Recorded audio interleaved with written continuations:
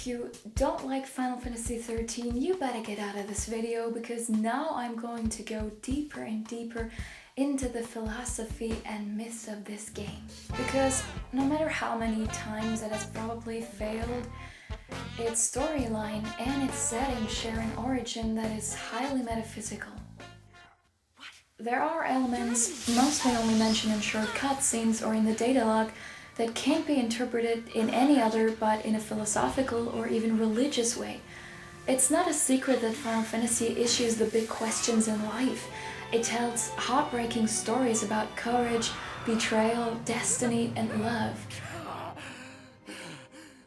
The fight between good and evil is something that occurs on and on in the franchise, and often enough to realize the right thing is not always the convenient one. So of course we're also trying to discuss this thread again in Final Fantasy XIII, only through a different approach, otherwise it would be boring, wouldn't it? What? If you are too lazy to decipher all the pictures and metaphors in this game, it's my job to find the hints and make them explainable for you guys. So sit back and relax if you're interested in what the hell Square was thinking when coming up with this mystery about the l'Cie. What is a l'Cie? How do you become one? What's it good for? And why do they have such stupid names? Sarah. Is that my hero? Well, let's start with the letter. There exist many wild theories where the word l'Cie derives from. Some say it's French for company, others think it's got something to do with Fal'Cie, and again others believe it's from the Japanese word shi, which somehow means something like corpse. I haven't been persuaded by any of these, but let's register that Fal'Cie, l'Cie, and Sith all carry the same radical. They must have something in common. It cannot mean godlike or so, because Sith have definitely failed in becoming so. Maybe it goes more into the direction of truth or might, for these entities are truly different from humans. Either they're gods or people with a divine focus, or they have become mighty creatures of devastation. I mean, Sith are no demigods, but they're not normal monsters either. I pictured them to occupy a special category of monsters. They're somehow magical. So maybe this magical force, which is a rarity on Cocoon and not well known, as for example in 7, where everybody keeps talking about the live stream and materia, does play a higher role than we thought it would. It's a fact that most citizens of Cocoon are afraid of l'Cie because of their magical abilities. It can be somehow compared with the fear of witches in the Middle Ages. If you search the internet for Final Fantasy lores, you come across the explanation that the world has been created by a god that decided upon two races, Fal'Cie and humans. The Fal'Cie are supposed to provide the world with nutrition, water, and other essential stuff like energy, while humans without any powers can just live in happiness. But the Fal'Cie couldn't agree on how to train the humans they're living with. The one faction considered it best to leave them alone, and the other one pursued an advanced civilization. The gods separated into Pulse Fal'Cie, which stayed on the planet, that is Grand Pulse, and the rest of it called themselves Sanctum Fal'Cie and created an island on its own that is floating above Grand Pulse. This is Cocoon. And again, we happen to have puns in the single names. For example, Grand Pulse symbolizes the most natural, primal pulse that life could possibly evoke. It is authentic for its wildness and its principle, eat or being eaten. Sanctum Fal'Cie, on the other hand, call themselves like that because through their wish for an advanced civilization, they believe what they're doing is sacred, and this would be a way more noble goal to reach than the one of the Pulse Fal'Cie, which couldn't care less about the humans.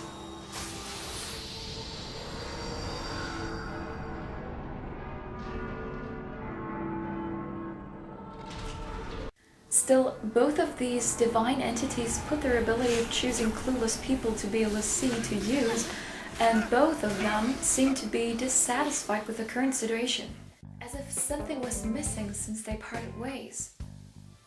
Eden, the mightiest of the Sanctum Fal'Cie, demeans himself to talk to certain humans, preferring the Primarch, letting him know what the will of the gods is like. Officially, the two Fal'Cie groups just want the opposition to perish. They are unable to fight each other directly, so they pick humans to do so. The internet says it doesn't really matter who it would be. The Fal'Cie would always choose the nearest person. That would explain why Sarah has been chosen, because she was unfortunately just walking around a Pulse Fal'Cie without noticing. But I don't think so. I believe that the Fal'Cie are pretty clever fellows, and their actions are well thought out. Okay, Sarah on her own would apparently emerge to be a poor fighter, but the whole thing about her incident brought everyone else into the field and made it to make Lightning, Snow, Sass, and Hope a l'Cie, whose fighting qualities are far more promising. To strengthen my theory, I want to mention that Sarah turned into Crystal after Lightning, and her company followed her into the Fal'Cie, and their branding has just been about time. So her focus was being fulfilled.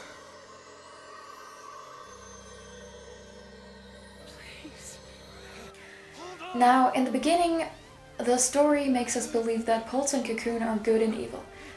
Since this Pulse Fal'Cie has been appearing in Bodom, everything started to get terribly wrong. If you read the data log, it is told that there has been a great war called the Transgression War, where Pulse has attacked Cocoon and damaged it so bad there still is a hole at the bottom. The entire army facility of the Psy Corps, remember guys, Lightning is part of the Guardian Corps, has only been educated for another case like that one. Finally, right that one comes to pass, another Pulse Fal'Cie occurs out of nowhere, and this is the initial situation of 13. But those who played the game furrow their brows now when I'm talking about this good and evil stuff, because as soon as we get Vanille and Fang on our team and march the wild, beautiful lands of Grand Pulse, you, as the player, start wondering if Grand Pulse could really be as bad as everyone says it is. Let's try another approach. Both Fal'Cie distributes their missions to humans, and independently what their focus is, fulfilling and failing ends into the same status. Either they become crystals, blessed with an eternal life, as a crystal, or they turn into Sith, which are rubbish, basically. But the word Sith is a little bit more deducible, for it is chigo in Japanese, which means different, or in context, abomination. For me, it seems much more plausible that the Fal'Cie aren't as different as they seem to be, since their methods are the same. The short glimpses you get after you've been made a l'Cie makes you believe you have to destroy either Cocoon or Grand Pulse, depending on which Fal'Cie you accidentally happen to serve. In time, Lightning realizes, though, that the Fal'Cie actually work together, and Primarch Daisley is one of them, the Fal'Cie Bartholomeus. Strange name for a god. Bartholomeus was one of the 12 apostles in the Bible. Could Daisley be something like a false prophet, for he maintained the belief that Eden, which means paradise, is the one who rules the Sanctum Fal'Cie, whereas Daisley's plans actually pull the strings? He wanted to combine his powers with the one of Orphan, the Fal'Cie of Death. Why all this? I'm sure you're pretty confused by now, so here's the shortcut. As soon as you play Lightning Returns, you are aware of the one and only god of Fabula Nova Crystallia, Bunivelsen.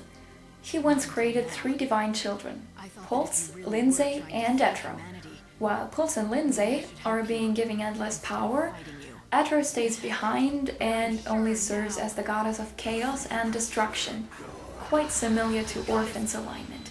Also, his name speaks for himself. He is an orphan, a misfit, left behind by the others, and so is Etro.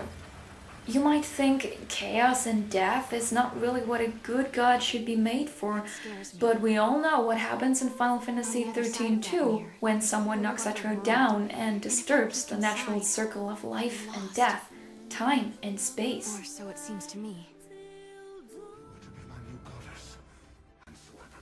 Well, back to Bunivelsen and his 3 children. He left 2 of them on the world he created and wanted them to watch over humanity.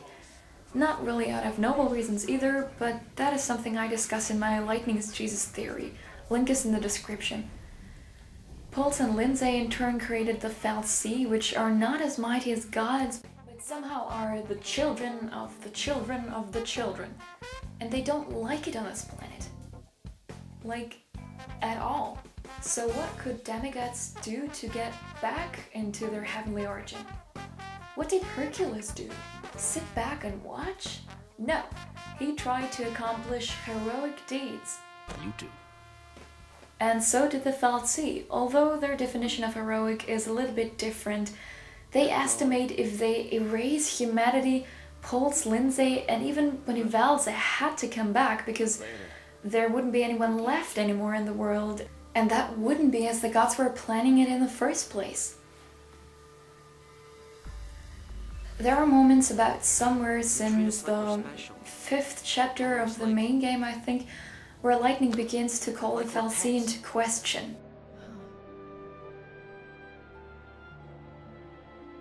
Like pets. And more guesses that none of them is good. Neither the Pulse nor the Sanctum Fal'Cie really care about humanity or what is right. They just want their creators to get back like dumb homesick children. Only that the Sanctum Fal'Cie were a lot more devious and dishonest, as for they call themselves holy, and that matches again the character of the creator Lindsay, whose name derives from an infernal woman in hell who's also called Satan's wife. Also better explained in my Lightning is Jesus video. After all that, it seems like everyone's bad. Bonivalze is an asshole, his children are assholes, the children of his children are assholes, and now the 4th generation of this terrible family, the l'Cie, seem to perfectly fit into this bad scheme. Not if you just wait for miracles. Rationally, Vanille and Fang are right with their gas to destroy Cocoon. Lightning figured it right as well that their focus is to kill humanity within the first 20 hours of gameplay. But what do they do in the end? Fight Bartholomeus, aka Bartandalus, an orphan, the Fal'Cie of Death? Does that remind you of something? It would be so easy to let my fate just carry me away, following the same path my whole life through. Right, you now wanted to break this lethal circle as well and free Spira from the chaos Sin has brought over them. And again, the Church of Yavin is the one to blame, or at least the big liar in the story. And who takes this part in 13? Huh? Right, Daisley, mainly the Pope of Cocoon. I sense the slightest comprehension of critique for the Chantry. Nothing that can make something like that right. Or at least for something that gathers disciples via brainwashing and prevents them from making up a mind on their own. Are l'Cie really clueless victims randomly picked, doomed to follow their master's will? I fear it's a lot more complex. Square had to make the story a bit comprehensible and therefore emphasize the l'Cie have been chosen against their will and struggle with a focus they don't want to fulfill. As a player, you don't doubt the attitude of your heroes. You want to protect every one of them, and can imagine that Fang would truly turn to Ragnarok because she seeks for destruction. No matter who would be the bad guy, Daisley, the Fal'Cie, or Bonivalze, you suppose that everyone beyond your team is rather evil. And shall I tell you what? What? You're right. One thing they all have in common is a pure heart. No one truly wants to let anyone else down. Of course they have their struggles to deal with, but in the end, everyone stays together and doesn't run away. Second time now, isn't it? Of course, Square had to make up a setting so that people would want to play the game. Most people don't like it too complicated, they don't want to spend hours reading the data log in order to understand 30% of what's going on, and this is something I can't understand, but it's a pity because I simply see the attempt of the writers to demonstrate that there are people out there who have a special focus. Everyone has one. Everyone's good at something, but there are some who are especially talented. There always will be. But sometimes their talent is not being recognized because They're immature and stubborn. Remember how Peter Parker used to behave and what his uncle said to him then? With great power comes great responsibility. To keep you safe. If you are blessed with a great talent, which is shown as magic in Final Fantasy XIII, you have the duty to make the best of it, and in the best case, help others with your powers. But you can't do so half-hearted. You're going to lose. You have to train your personality too. Take responsibility, face your fears, learn to control your anger, look back on bad things you did and try to amend them. It's a lot of work, I know, but it's worth it if it makes your talents prosper and consequently help people.